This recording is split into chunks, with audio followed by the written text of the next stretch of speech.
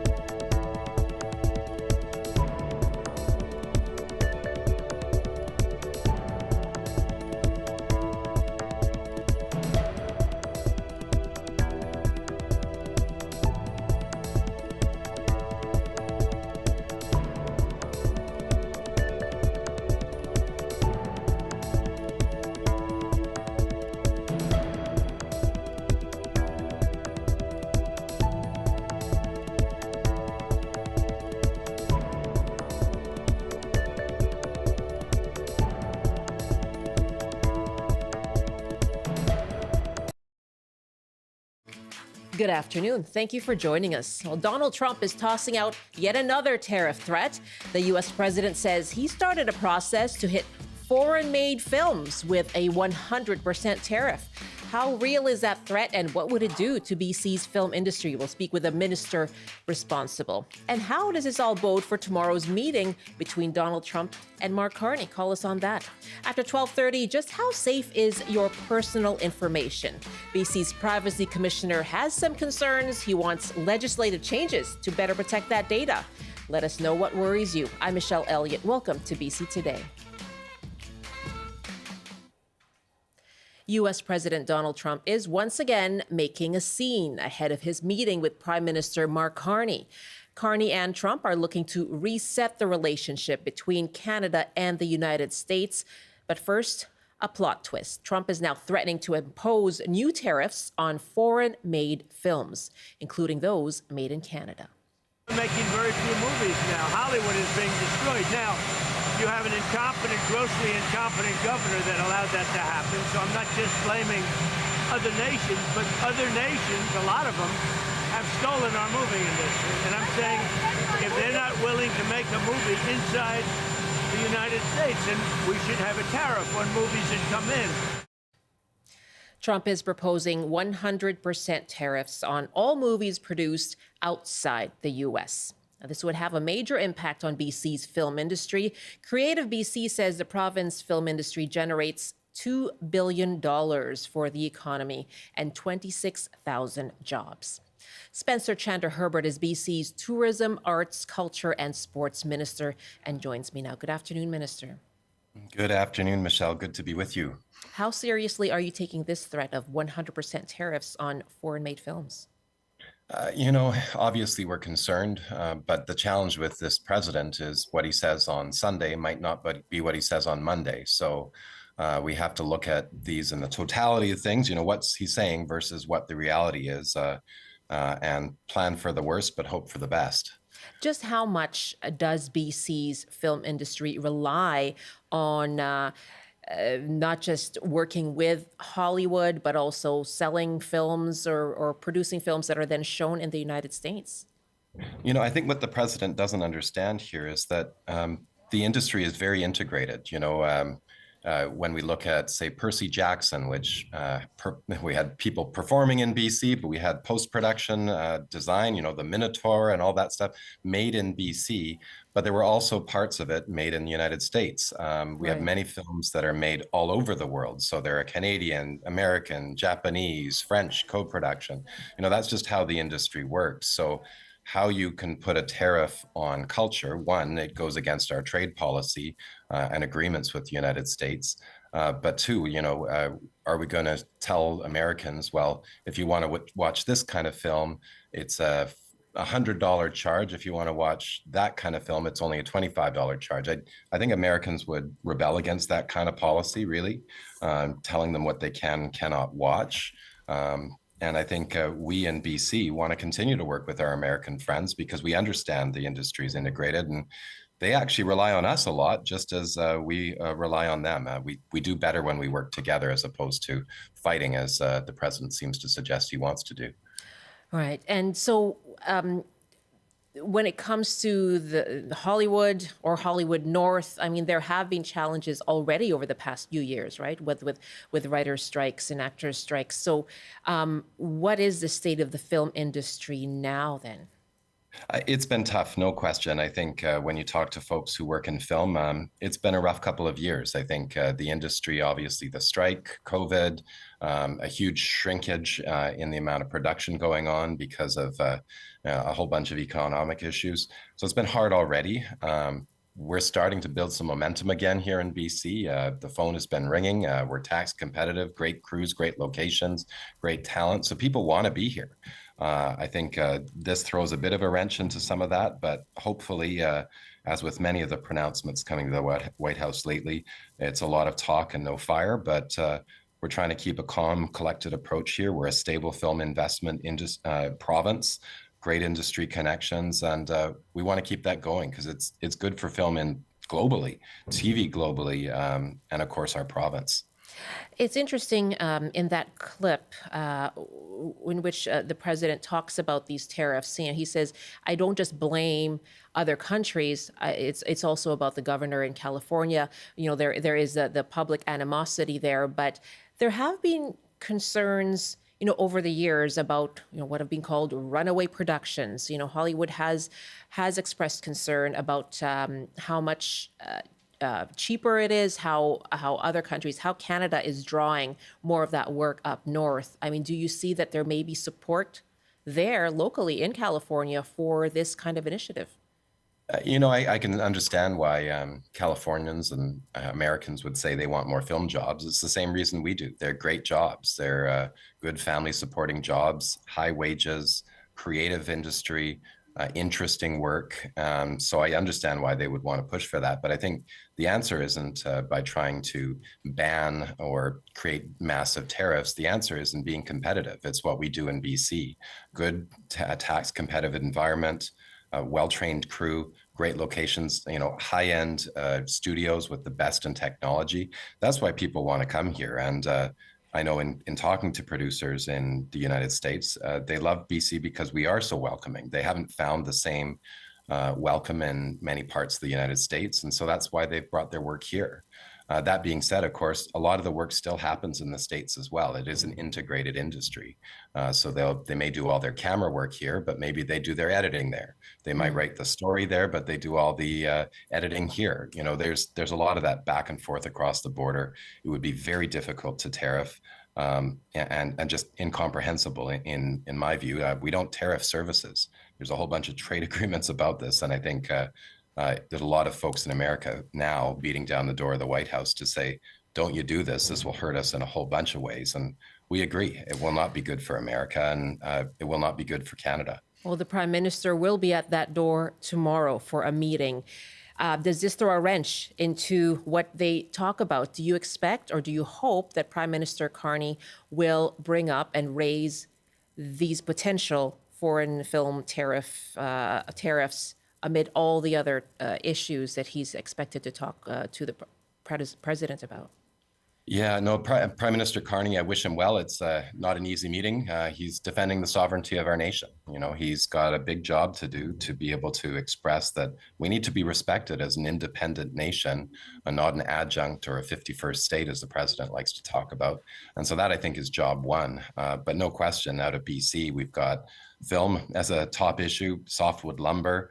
We know, Ontario, of course, auto, steel, aluminum, of course, there's all those issues that are hovering around. But the basic fact is we need to be respected as a nation and work collaboratively as we've done over the course of our nation's relationship with each other. Let's stop this fighting. It doesn't help them and it doesn't help us. And let's get back to a mature relationship if that's possible, because I think most Americans want that. And we certainly know Canada wants that. Minister, thank you very much for joining us. Thank you so much. Have a great day. You too. Spencer Chandler Herbert is BC's Tourism, Arts, Culture and Sports Minister. Now, the Canadian Media Producers Association issued a statement as well in response to U.S. President Donald Trump's proposed tariffs on international media productions. And it says, while specific details are far from clear at this point, the proposed actions outlined in U.S. President Donald Trump's announcement will cause significant disruption and economic hardship to the media production sectors on both sides of the Canada-U.S. border. And that from the CMPA. All right, Prime Minister Mark Carney is on his way to Washington to meet with Donald Trump tomorrow. And this first meeting between the leaders comes amid those tariff threats, other tariffs, and renewed threats regarding making Canada the 51st state just over the last 24 hours. Well, give us a call. Let us know, what do you think would be the impact of tariffs on BC-made films and television shows? And what do these latest threats mean for Carney and Trump's meeting? How do they bode for that meeting between the president and the prime minister? You can call us now, 1-800-825-5950. 604-669-3733. You can hit pound 690 on your cell phone. You can also email bctoday@cbc.ca. Joining me now is Terri Givens. She's a political science professor at UBC, and we've reached her today in San Francisco. Hello, good afternoon. Good afternoon. How's Alcatraz doing? Well, it's still there. As- Go ahead. No, go ahead. Oh, I was just going to say it was quite a surprise to a lot of people to hear that there's this idea out there of not only reopening Alcatraz, but adding to it. Yes, but as of today, it's still a tourist spot, and okay, you never know. You never know day to day. All right. So, what was your reaction then? Surprise to the Alcatraz rhetoric, or that part of the conversation? But what about the latest on potential tariffs to foreign-made films, and again, reigniting, reiterating the 51st state rhetoric? Well, all of this has huge implications for California, right? We know that Governor Newsom has been hoping to even potentially have separate conversations with the Canadian government about and other governments about tariffs. But the tariffs, especially if you think about film, it's similar to the auto industry, right? Where you have this very integrated system of, like the minister was just saying, sending things back and forth across the border. And so this is extremely disruptive. And as you can imagine, there's a lot of people here who are very, very unhappy with this pronouncement because it disrupts an industry that has found ways to, do things that are effective across many borders. And so, the auto industry, of course, such a big focus in recent weeks. And we've seen the impacts already when it comes to curtailing some of that production or, closing down temporarily of some factories in Ontario. How real do you think this threat is when it comes to film? I am hopeful, I guess, that this won't go very far because, again, it's more of a service. It's not manufacturing. It's something that is difficult to tariff. I mean, what are the question is, what are the theaters, who ultimately, where the films and so on are being shown, are they going to bear the brunt of this? Are they going to have to increase their prices? There's so many points where people are paid and things are going back and forth across the border. It will be extremely difficult to tariff because where do you at what point do you implement the tariffs and what is going to be considered tariffable, if I can use that word. We actually have another question here by email. How does this affect animation or the game industry? So yet another aspect of that, what may or may not be, as you say, tariffable. And another email here too, which is interesting, from Joanne in Victoria. When I heard this announced today, it brought to mind Trump's executive orders to regulate universities or challenge the courts, closing Black history museums, no longer recognizing the LGBTQ culture. Pick any of these announcements. The film industry educates people on history, culture in a way that broadens this to people who would not learn otherwise. And we need to stop taking Trump as chaotic announcements, but what is the bigger plan and not just distractions? Joanne, thank you for the email asking our audience as well. What impact do you think these potential tariffs may have? How would they actually work? And let us know how these threats, the talk of 51st state rhetoric coming up again, how does that bode for tomorrow's meeting, critical meeting between the Prime Minister and the President? You can give us a call, 1-800-825-5950, 604-669-3733, or you can hit pound 690. Our email again is bctoday@cbc.ca. My guest is political science professor Terri Givens at UBC, joining us from San Francisco. And so what does this mean for that meeting tomorrow? Does it add another subject to the plate? Does it add more tension to the tone of that meeting? What do you think this will mean for that critical meeting between the two? Yeah, I definitely think President Trump wants to up the stakes by bringing back that 51st state rhetoric. And part of the reason I think that is that he likes to throw people off their game. And I don't think that will happen with Mark Carney. I think Prime Minister Carney is very well prepared. He's he's worked through so many different crises in his career. I think he's going to be, he's going to be prepared for anything, including chaos. You just never know what you're going to experience when you go into the White House these days, or in any conversation with Donald Trump. And so I am sure he's been very well briefed. He knows the different issues. And this, yeah, I think the film issue raises another stake, but it's also something that I think, he can handle very well in terms of trying to pull together the different strands that are impacting the tariffs, and going back to something like the kinds of negotiations that happened during NAFTA and the U.S. And I always forget the acronym, the USMCA, I believe. And that's where he has a strong foundation. Okay. And do you place a lot of weight on this one meeting? What we've been hearing from the Prime Minister is, this is going to be a process. There may be, twists and turns. What can actually be achieved in one day? I think the important thing for this meeting is, now that he is fully Prime Minister, that he sets the tone. And I think this is going to be a tone-setting meeting, a situation where he needs to come in and really step up and say, we are a sovereign nation, and that we're going to be a tough negotiator. And Trump has already said that. I won't repeat some of the things he said, but I think Trump sees that Carney is going to be a tough negotiator, and that this, there may be some hostility in that meeting, but I'm hopeful that actually they can have a fairly calm conversation about what the future means for the trade between two very important countries.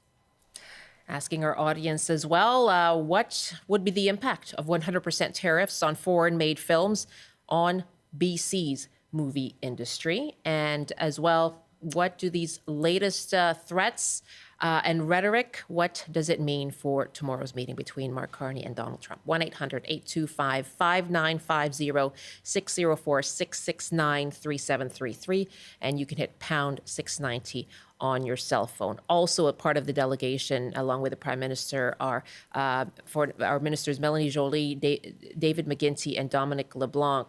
Now, Mark Carney has said he will announce his cabinet in the coming days, but those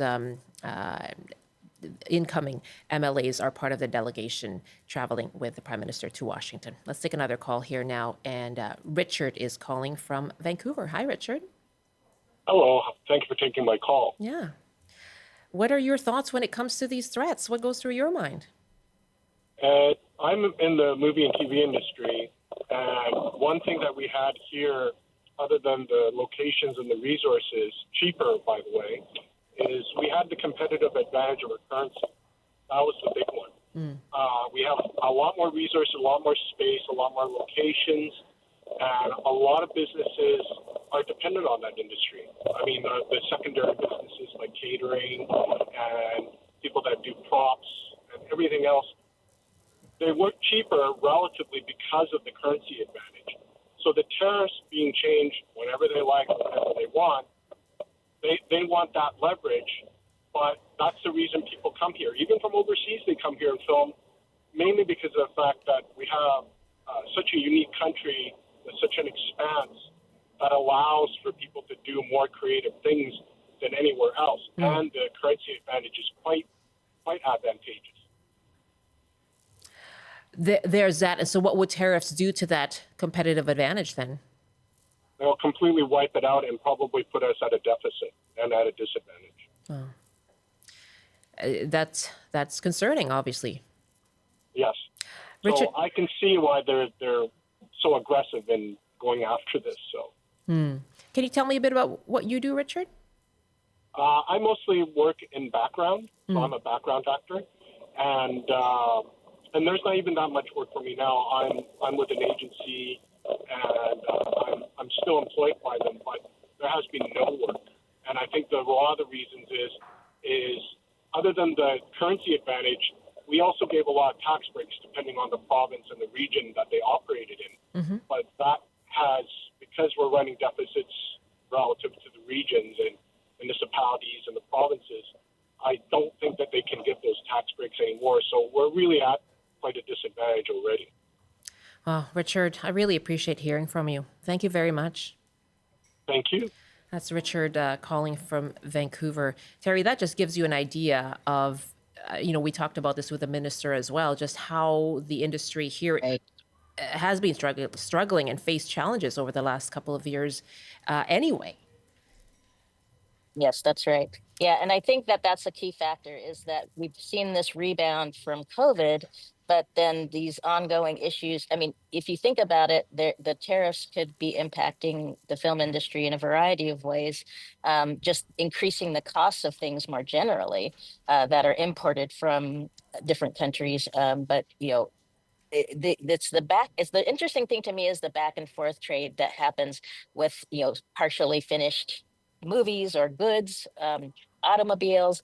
The thing that really strikes me is how integrated the economies are and have been, including with Mexico, right? And that this was an advantage for everybody. And so the fact that we're kind of going away from having this very integrated system that was so helpful in building everybody's economy is very frustrating. Oh, that's what he aims to unwind, right? Isn't that what he's aiming to undo?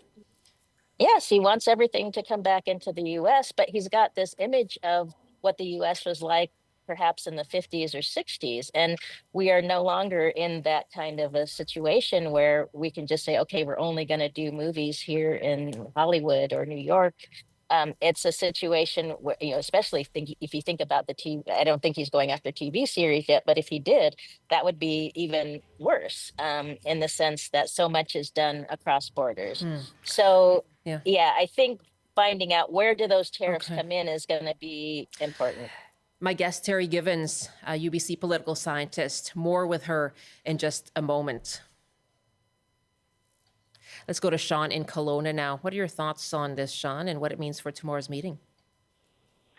Well, I think it's a very real threat, the tariffs, with regards to the film industry. I mean, it'd almost be good for listeners to start calling these things a tax instead of a tariff for what they really are, which maybe some people can't wrap their head around, or I mean, maybe they can.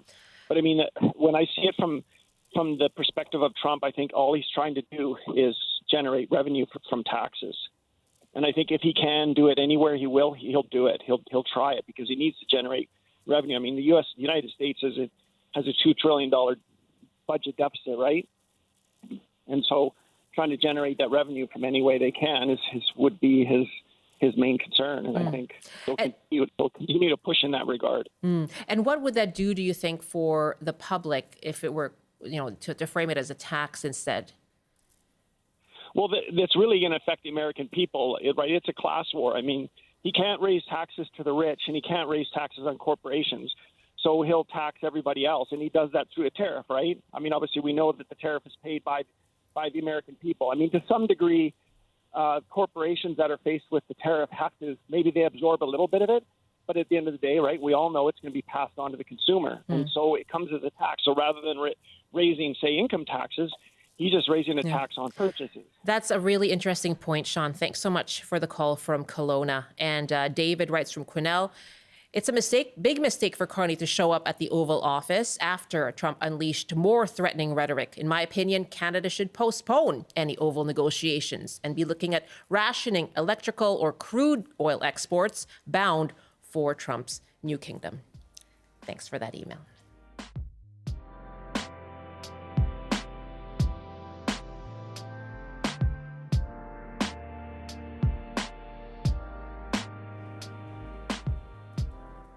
It's 12:30 now. You're with BC Today. I'm Michelle Elliott. Thank you very much for being with us this Monday afternoon to start your week. We are discussing tomorrow's meeting between Prime Minister Mark Carney and President Donald Trump. This will be at in Washington at the White House. And ahead of that, some more rhetoric on the 51st state idea from President Trump and new threats of tariffs, this time 100% tariffs on foreign-made films. We've been talking about the impact on BC films, and what do you think this all means for that meeting tomorrow and those that renegotiation of the terms between the two countries that seem to be the theme of this meeting tomorrow? How will this all bode for that meeting? We're taking your calls, 1-800-825-5950, 604-669-3733, or you can just hit pound 690 on your cell phone. My guest, UBC political scientist Terri Givens, will join me, and we'll be back with this discussion right after this CBC News Update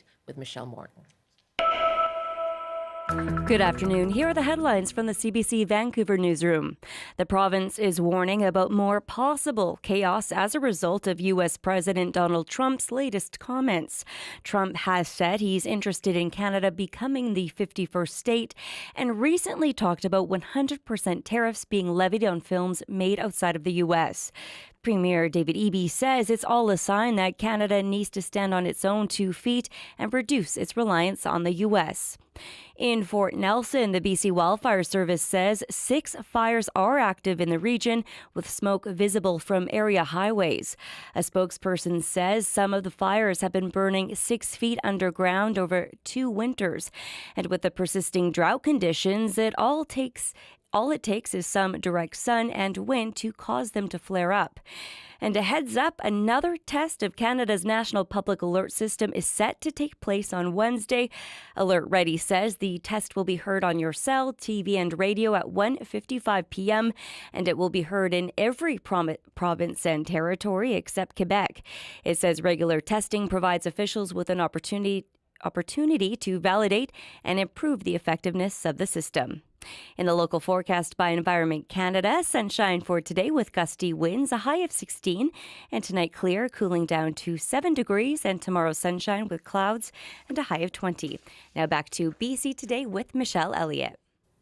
Now, I know, Michelle, that you are into fitness. Yes. And working out. Yes. So any thoughts on the marathon yesterday? You know, it's so funny you ask. We were there. I didn't participate, but it did inspire me to get back to it and really commit and train for next year. But my boyfriend's cousin actually ran in it. Wow. And did it in less than 2 hours and 40 minutes. Oh my gosh. And that's the full marathon. That's the full marathon. Yes. And it was just so impressive to see these runners, and they're just...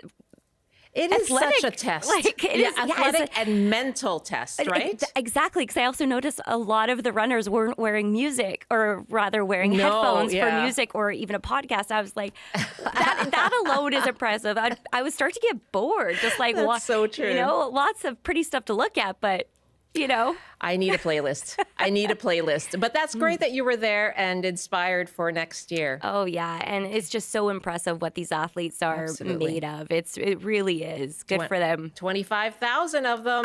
Yeah. So next year, 25,001. Absolutely. Are you going to join me? And 2. 1.5. Let's go, Michelle Square on That's the road. right. We'll take it on. The Marathon Michelles. Yes. We'll get matching jackets. There you go, Michelle. I look forward to it. Thanks very much. That's Michelle Morton in the CBC Vancouver newsroom. 12:34 now. You're with BC Today. Well, Prime Minister Mark Carney is on his way to Washington today ahead of that critical meeting tomorrow with U.S. President Donald Trump. Now, this morning, President Trump took questions from reporters. Your expectation for your meeting with the Canadian Prime Minister tomorrow?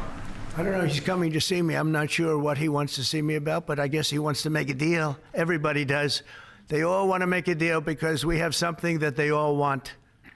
We have something that they all want. China wants to make a deal very badly. You see what's happening to China? China's being decimated, and I don't want that to happen. But they have to make a fair deal. Now, the stakes are high. As you've been hearing, they include tariffs, potential tariffs, and the question of sovereignty as well. Now, how does this bode for tomorrow's meeting, and what impact would 100% tariffs on foreign-made films have on BC's incredibly important film industry. You can call us 1-800-825-5950, 604-669-3733. You can hit pound 690 on your cell phone. Tim is on the line in Surrey now. Hi, Tim. Hi. I just wanted to ask your guest, if she can answer this, is whether or not in Trump, with all of this stuff that is happening with the tariffs, with what he's announced with the movie industry and all the integrated industries, whether Donald Trump is doing this because he can. And he can afford to do this. This is his second term. He's an older man. He may die while on the job, choking a cheeseburger, maybe not, but he's got nothing to lose. And if he's going to try to go for a third term, we'll see later. And we probably won't know till November of 2026. And I just wanted to ask your guest whether a lot of this, why he's doing it, is because this isolationist theory is he can do it. He can afford to be. And politically, what's his future? Thanks. Yeah, Tim, thank you very much for the question. Yeah, Terri Givens, a political scientist at UBC. What are your thoughts on that? Well, I agree to a certain extent. In many ways, people knew coming into the second term that Trump was going to be basically without the same guardrails he had previously. And he loves tariffs. He's been saying this for years. And so this is his chance. He wants, there's a lot of speculation that he wants to basically get rid of the income tax and shift it to tariffs. And as the previous guest was saying, caller was saying, that the part of the issue is that these tariffs are a tax, right? I mean, in many ways, it's kind of like a sales tax. If you go to the store today and you want to buy something that came over from China, the prices have gone up. If you want to order something online that comes from outside of the U.S., it's a lot more today than it was previously. And so it is a tax, but it's almost more like a sales tax in many ways. And so Trump really has the opportunity to try and do his thing, which is he keeps talking about Monroe and the era when we had more tariffs and income taxes. Unfortunately, he forgets or hasn't learned the part where we went into a deep recession after that. So yeah, I agree somewhat. I think he also this is really something he wants to do. It's interesting, that question from Tim is so interesting because apparently yesterday, Donald Trump sort of turned down the discussion around trying to go for that third term. He said, I'm planning to pass it on to someone, to a successor or to someone else who would be elected. He said, hoping that it would be a Republican. But what is his popularity right now? Because those first 100 days, what impact have they had on his polling? He is not doing well in polling. He's below, the last I checked, I believe it was around 41%, which is one of the worst showings for a president in their first 100 days. And then the second worst was during his first term in the first 100 days. So he is not doing well in polling. But, that comes back to the original question, which is does he care, right? He can do what he wants now. So I don't know that he's as susceptible to polling during this term as he was in his previous term. And the same is true, I think, with the stock market. In the past, he was very concerned about the stock market and would react to that.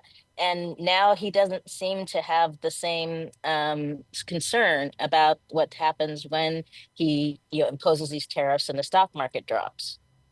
Let's take one last call here. Thomas in Langley. Yes, go ahead. Canadian money still or U.S. money? Pardon me, Thomas. Can you repeat that, please? We missed your first comment there. Hi, Thomas. Hello? Hi, Thomas. We can hear you now. Go ahead, please. Yes, Thomas. Yes, Michelle. Thank you for taking my call. Sure. And the three questions I have on there that the commander-in-chief was thinking about tomorrow with Mr. Carney, okay? One, would we, as it's being discussed, would we still maintain our sovereignty like Mr. Poilievre was pushing for and everything else?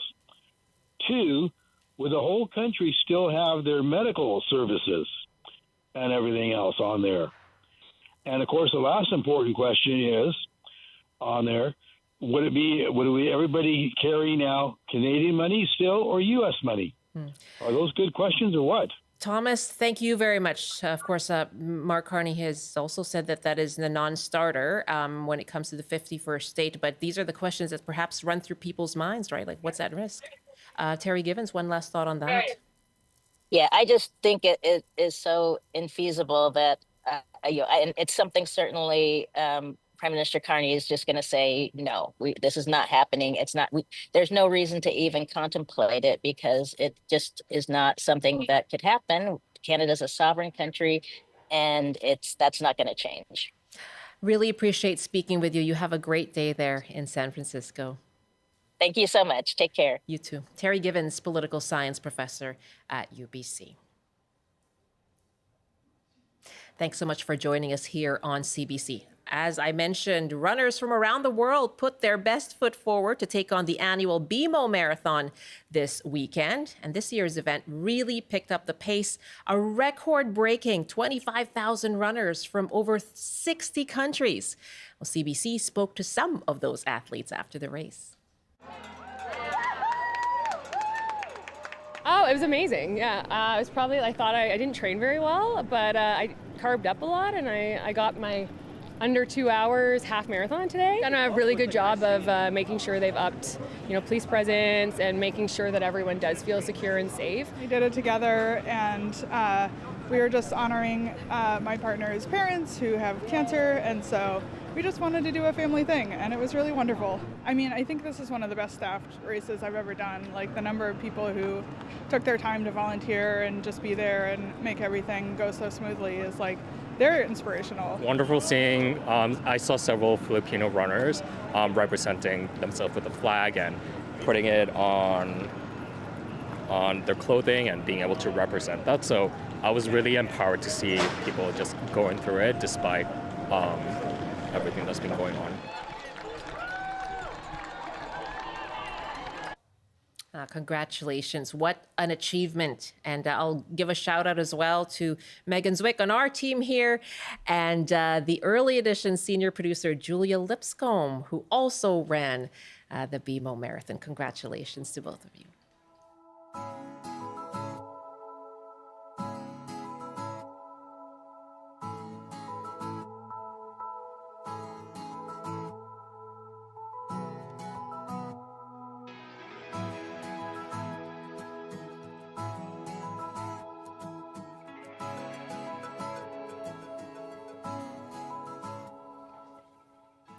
.43 now. You're with BC Today. Well, just how vulnerable is our personal information online?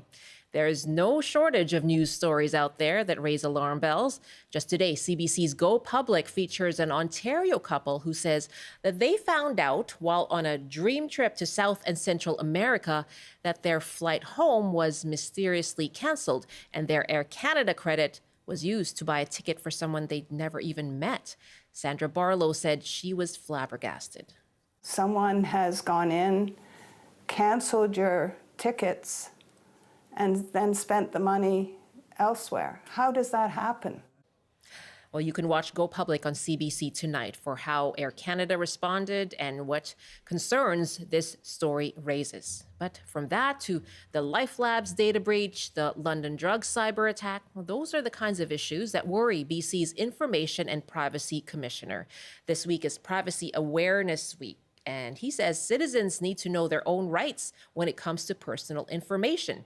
He's also calling for laws to be updated to better protect that information. Well, you can call us now with your own questions, your own concerns when it comes to protecting your personal information online. You can call us 1-800-825-5950, 604-669-3733. You can hit pound 690 on your cell phone or email bctoday@cbc.ca. What are some things that you do to try to ensure that your personal information is safe? Well, Michael Harvey is the BC Information and Privacy Commissioner, and he joins me now from our studio in Victoria. Good afternoon.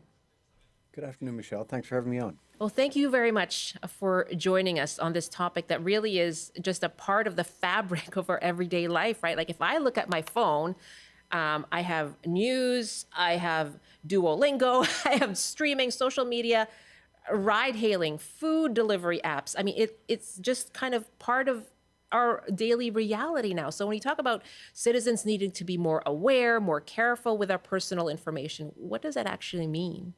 Yeah. Well, Michelle, it's really interesting that we're having this conversation after you've just talked for so long with so many experts on the pressure that our economy is facing from the Trump tariffs. I think everybody in British Columbia is aware of the economic pressure that we will be facing in this new reality. And for that reason, the theme this year for Privacy Awareness Week is privacy is everyone's business. And the connection here is that, just like you've pointed out, every app on your phone deals in your personal information. In many ways, that's the world that we live on now, where the economy and also our society works very much on our personal information. So, our personal information and how it flows around is really how our economy works. It's big business. Yeah, it's big business, but it's also big public services, right? So increasingly we demand that we should demand that our public services be delivered more efficiently, more effectively, and often more digitally. So that's all personal information. Right. So if we're going to stimulate innovation in our economy and stimulate innovation in our public services, then that's all personal information. And that's a good. There's a lot of benefits that can come from that. In terms of the economic pressure we're under, our businesses here in BC, they will grow the more they can innovate. We can attract more investment to British Columbia the more that they can innovate. And our public services will be better the more than they can innovate. The more they can innovate, and so much of that is personal information. But breaches and of our personal information, identity theft, and other things can cause people to really have trust issues with who's collecting their personal information and where's it going. And so this week on Privacy Awareness Week, we're calling on businesses and organizations, public sector organizations, to be that much more respectful of privacy and do privacy by design. We're calling on government to prioritize legislative reform, and we're calling on citizens to know their privacy rights and act on them. Okay, I really want to get into that, especially what citizens should know when it comes to their privacy rights. But you were talking about innovation. Just to start on that as well, like what are the technological innovations that really concern you, that have made our lives easier, made things more efficient, but actually make our personal information also more vulnerable? Sure. Well, one of them that we talk about a lot, that everybody is talking about in terms of tech innovation, is artificial intelligence, or machine learning. And increasingly, businesses are using artificial intelligence to improve their services. And public sector organizations are also using artificial intelligence to improve their services. We're seeing AI in the health sector being used to help doctors take notes on doctor visits and so on. So there's a lot of personal information that's being used in that process. First of all, the personal information that is being used to train these AI services, that has to come from somewhere. And then personal information is being collected and used as part of accessing those services. And the personal information that's part of AI is of a totally different level and magnitude than it was before. Those AI systems are really what we call PI hungry. They're really voracious for your personal information. And so that is going to be the way that innovation is driving in every sector of our society and economy moving forward. We need to make sure that people understand what's involved there, and that the right laws are in place to make sure that businesses and that public sector organizations are doing this in a manner that is respectful and compliant with the law, and that people can understand it so that they can trust it. And all those elements need to be in place to really stimulate innovation. And when you talk about, just to help people understand further, when you talk about, PI hungry, personal information hungry, how does artificial information gather that information? Where does it get it from? Where does it harvest it from?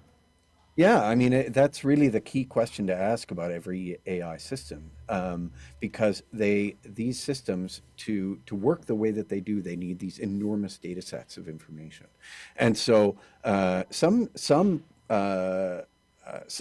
private sector companies in developing and training their models have just gone out to scrape the internet and come up with information that they can get access to for just because they can find it. So a clear case that this office did a report on some years ago was a company called Clearview AI, which went out and it scraped the internet for images, pictures of people, and then used its technology to do facial recognition on all of those pictures that it found lying around. It scraped the internet for all those. So the core we found at the OIPC, we found that was not legal under our laws. The courts have upheld that, and now that is still going to appeal. But that is one way, one that we have found is a not appropriate way for companies to get this data set, is to go out and just scrape the internet and find that. We found that in that case, that was not reasonable. Other ways are that companies can essentially procure data sets that already exist, or gather that information themselves. So there are legal ways in which data sets can be obtained, but they need to be legal. No private sector organization or public sector organization can just collect information without clear legal authority. That's when people are going to stop trusting it. So that's what we really need to focus on, is trying to make sure that the proper framework is in place for legal collection of this data to use it for legitimate purposes. And what are the changes then that you would like to see when it comes to the legislative framework? Sure. So right now, in British Columbia, the law that governs the private sector is called the Personal Information Protection Act, PIPA. It's about 20 years old, and it's a good piece of legislation. It's very sturdy, but I would argue that it needs to change for modern purposes. And the way that I think it needs to change is it first needs to recognize, it needs to take a rights focus, and needs to recognize that our personal information is essentially who we are in this digital society. That's where you started this conversation, Michelle. You said that, everything we do in this society is increasingly digitized. Right. So that's how we interact with the world. So our privacy is how we are individuals in this society. So that means we need to take a rights focus to it. And that would imply that we need to start every conversation about the use of PI with consent, with how am I controlling my information. But there are ways in which consent is not really the right way to proceed. And I would argue that there's some situations in which it's not even fair to be putting that on our shoulders. Michelle, I know that when you interact with all these apps on your phone, I know that you, just like everybody else, are constantly being asked if you consent to one thing or another, or if Cookies yeah, and do you accept cookies? Do you want to manage your cookies? Every website you go to is being asked. This is a major burden that is being put on individuals. Now, I would argue that there are ways to do consent better than we're doing it right now, because so often people just click through those consents and don't really pay attention to what they're signing up for. And I'm not saying that by saying, oh, well, people aren't protecting their own rights. It's not reasonable to expect people to spend all day reading privacy policies. You've got apps that you want to use. You want to get that Uber. You want to order that food. You don't want to spend half an hour reading privacy policies, and it's not fair to ask you to. And so in those situations, I think we need to make sure that we repair the consent model to get truly informed consent when that's possible and appropriate.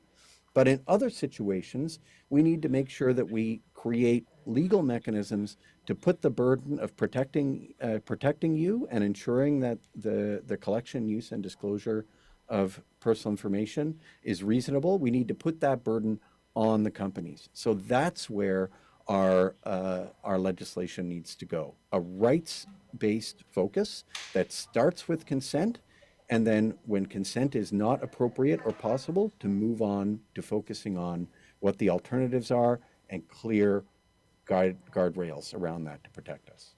What has been the response from the Attorney General on the changes you're calling for? Well, I know that right now, the statutory review of that act, the Personal Information Protection Act, was last done in 2021.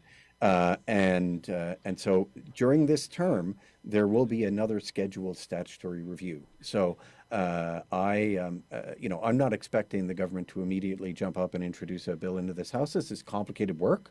And so this is a matter of getting that on the agenda so work begins. And so I'm really enthusiastic for opportunities to hear about where that sits on the government's list of priorities. And finally, perhaps the most pertinent information for our audience, before that all happens, then what are the things, the rights that citizens should be aware of now?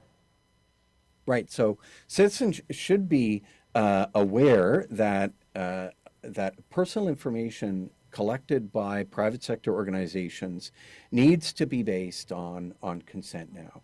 Like that is what the law says now, and in many respects, it's in some sense is at present is limiting on its consent, on what companies can do legally. But people need to know that they have the right to consent to the collection, use, and disclosure of their information by private sector companies. And if they feel that their information is not being appropriately collected, used, or disclosed, then they have the right to come to our office.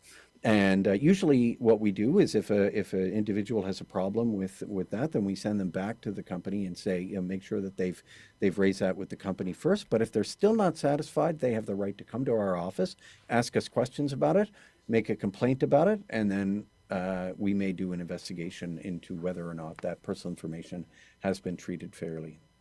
Really, this is really good public information. Thank you so much for joining us. Appreciate it. Entirely my pleasure. Thanks, Michelle. Michael Harvey is the BC Information and Privacy Commissioner.